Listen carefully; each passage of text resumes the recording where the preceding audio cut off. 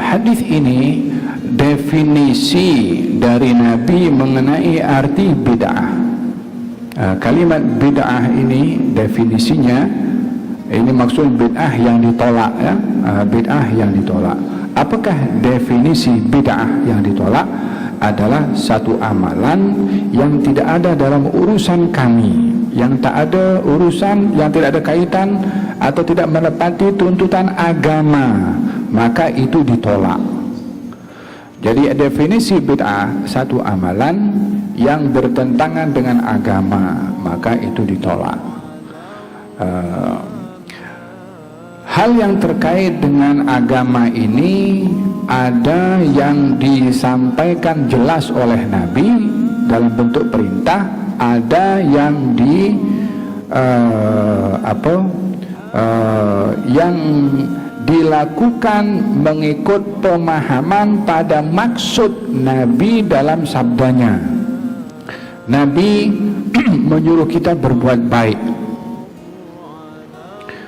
maka segala hal yang dianggap baik, dan tentunya tidak akan dilihat baik satu perbuatan kalau bertentangan dengan syarak, pastinya menepati syariat, walaupun tidak sebiji perbuatan itu dilakukan oleh Nabi SAW. Seperti di zaman Sayyidina Abu Bakar As-Siddiq berlaku penghimpunan Al-Quran dalam satu buku seperti ini. Zaman Nabi masih berupa lembaran-lembaran. Masa ingin disusun satu buku, ada sahabat yang kritik, kenapa kamu buat sesuatu yang Nabi tak buat? Kenapa kamu buat sesuatu yang Nabi tak buat? Dijawab, tetapi itu benda baik.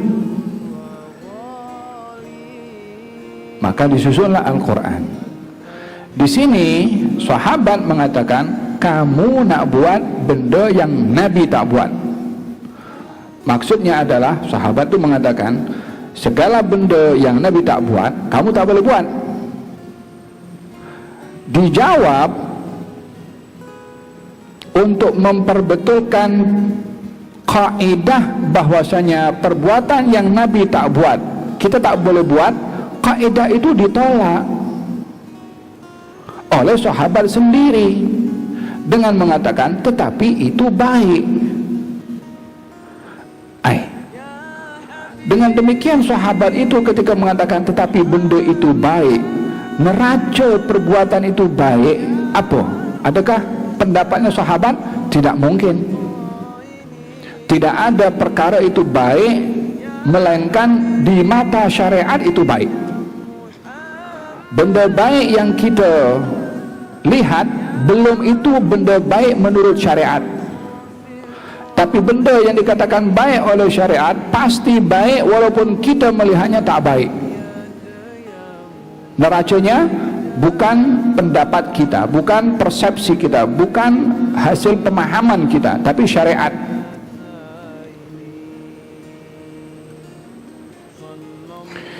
Dan dalam hal ini ditentang pendapat yang mengatakan itu Nabi tak buat, ditentang tapi itu baik. Maksudnya, kalaupun kamu tidak melihat perbuatan Nabi melakukan hal yang sedemikian, yang mana perbuatan Nabi itu sumber hukum, tapi ini Nabi tak buat, yakni menghimpukan Al-Quran, sumber hukum itu bukan hanya dilihat pada perbuatan Nabi, tapi ada hal-hal lain yang juga dibenarkan di dalam hukum, yang juga terkait dengan cara Nabi menentukan hukum, yaitu dengan apa?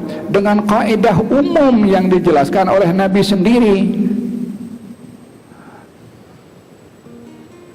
Jadi dalam hal ini Sayyidina Abu Bakar kita mengumpulkan Al-Quran tidak dilakukan oleh Nabi, tapi dia melakukan benda baik yang juga disuruh oleh Nabi SAW. Azan 2 kali pada hari Jumat tidak ada di zaman Nabi. Yang melakukan Sayyidina Uthman bin Affan.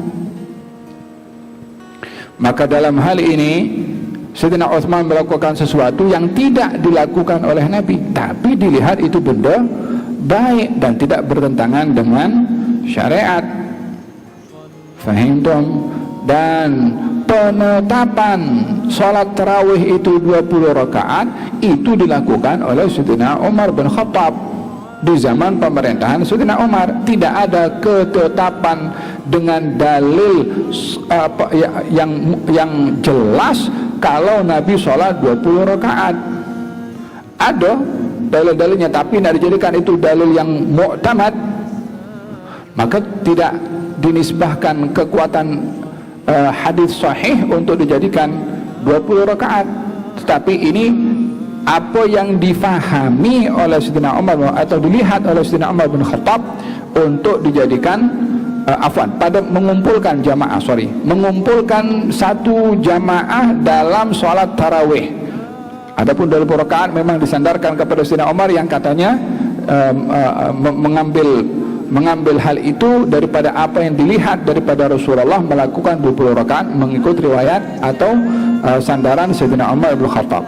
Tapi Sayyidina Umar mengumpulkan di belakang satu imam yang tidak ada di zaman Sayyidina Abu Bakar.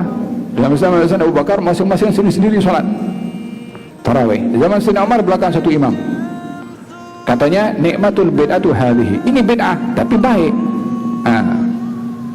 Jadi dengan demikian ada bid'ah yang boleh diterima, ada bid'ah yang tidak boleh diterima. Bila bid'ah diterima kalau tidak bertentangan dengan syariat. Apa itu? Perkara baru yang tidak dilihat zahir perbuatannya di zaman Nabi tapi tak bertentangan dengan